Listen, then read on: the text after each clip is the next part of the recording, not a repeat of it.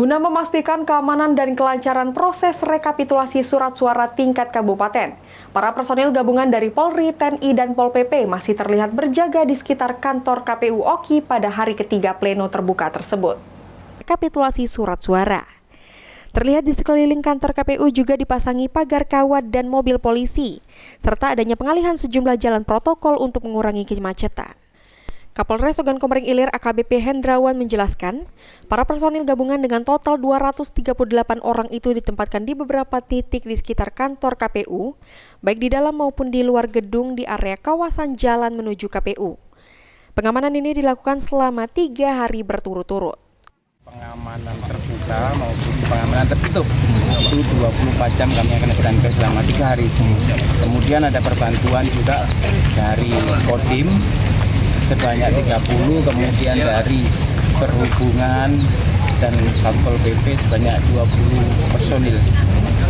Sejauh ini Bang, mungkin situasi mungkin dari pengamatan dari petugas keamanan sendiri. Alhamdulillah sampai hari ini, sampai kita sama-sama menyaksikan pembukaan pleno tadi aman, terkendali. Jadi untuk mekanisme tata tertib tadi sudah disampaikan juga bahwa yang hadir di KPU Ogan Komering Ilir ini yang pertama harus mempunyai ID card.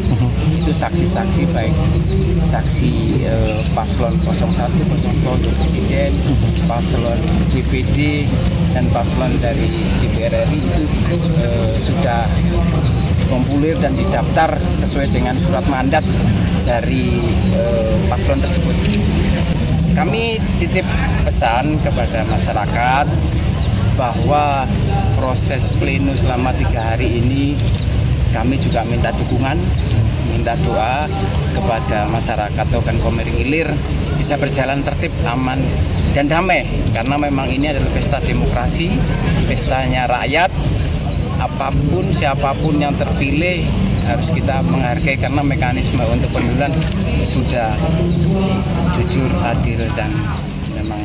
Kalaupun ada Masyarakat baik peserta pleno dihimbau untuk tetap menjaga ketertiban agar pleno yang dijadwalkan akan selesai pada Sabtu malam ini dapat berjalan dengan baik. Novan Wijaya, PAL TV.